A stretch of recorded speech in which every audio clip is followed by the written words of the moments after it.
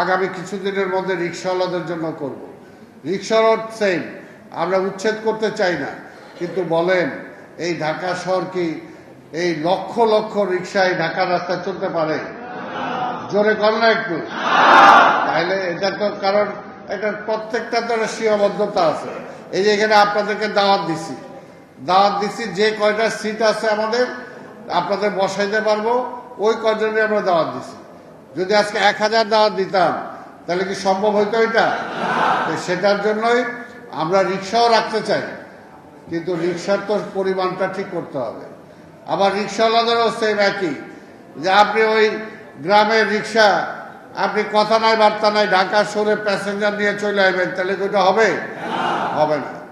এটার জন্য একটা নিয়ম আছে, আগে ঢাকা শহরে ঢুকতে ট্যাক্স দিতে হইতো, এখন তো এটা নাই। আমরা ভবিষ্যতে যারা হকারও যারা আছেন, ভাই আপনি যশোরেরটা যশোরে করেন, আমি ঢাকা শহরে যারা করতেছি তাদেরকে করতে দেন, যদি পরবর্তী পর্যায়ে জায়গা খালি হয় তখন দেখা যাবে, তাই না?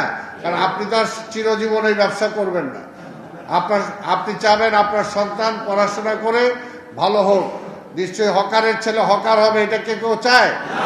স্বাভাবিকভাবে পরে যখন খালি হবে আপনার জায়গায় আরেকজন বসবে, সেটা পরে দেখা যাবে। কিন্তু আমরা এটা একটা শৃঙ্খলার মধ্যে দিয়ে আমরা চাই, আমরা অবৈধভাবে কেউ এখানে আসুক সেটা আমরা চাই না।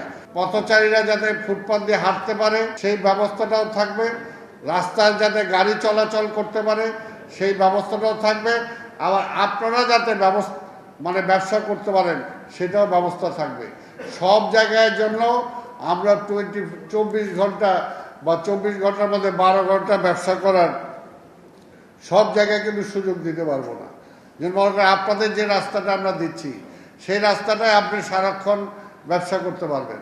আবার কিছু রাস্তা হবে, মতিঝিলে আমরা দেবো, মতিঝিল কমার্শিয়াল এরিয়াতে কিছু রাস্তায় দেব, সেখানে হবে যে 2টার পর থেকে ওইখানে বসবেন। কিছু রাস্তা কিছু জায়গা আছে আমরা দেব, সেটা হলো শুক্র শনিবার আমরা দেব, যে শুক্র শনিবারে ওই জায়গায় আপনারা আবার বসবেন। কিছু ওই যে এইরকম ভাগ করে আমরা দেবো। আর কিছু জায়গা আছে যে আপনার সার্বক্ষণিকই বসতে পারবেন। সেটা যখন যে এলাকার যে নিয়ম, এই নিয়ম তো আপনারা মানবেন নাকি? আপনাদেরকে মেনে চলতে হবে। এখন দিলাম আমরা, আস্তে আস্তে দেখা গেল যে না, জায়গাটা একটু খালি পাইছি, বসে যাই। সামনে একটা এখন কি হয়, বড় এটা বলতে খারাপও লাগে, একটা বড় দোকানদার, সে তার বড় দোকান সে ভাড়া দেয় 5000 টাকা, সে আপনার কাছে তার দোকানের সামনে একটা ভাড়া দেয় 20,000 টাকা। কি কথা ঠিক কিনা? সে ভাড়া দেয় 20,000 টাকা, অর্থাৎ তার রাস্তা ওইটা, ফুটপাথটা সে ভাড়া দেয়, রাস্তাটা সে ভাড়া দেয়, ভাড়া দিয়ে তার নিজের 5,000 টাকা ভাড়া দেয়, মনে করেন 15,000 টাকা পেয়ে গেলাম, দোকান চলুক আর না চলুক। বা অনেক সময় আছে দোকান একটা সামনে, দোকান নিজের একটা পার্মানেন্ট দোকান আছে, আরেকটা সামনে নিজেই একটা দোকান বহাই দিল। তো এগুলো তো আমাদের একটা সিস্টেমে আনতে হবে।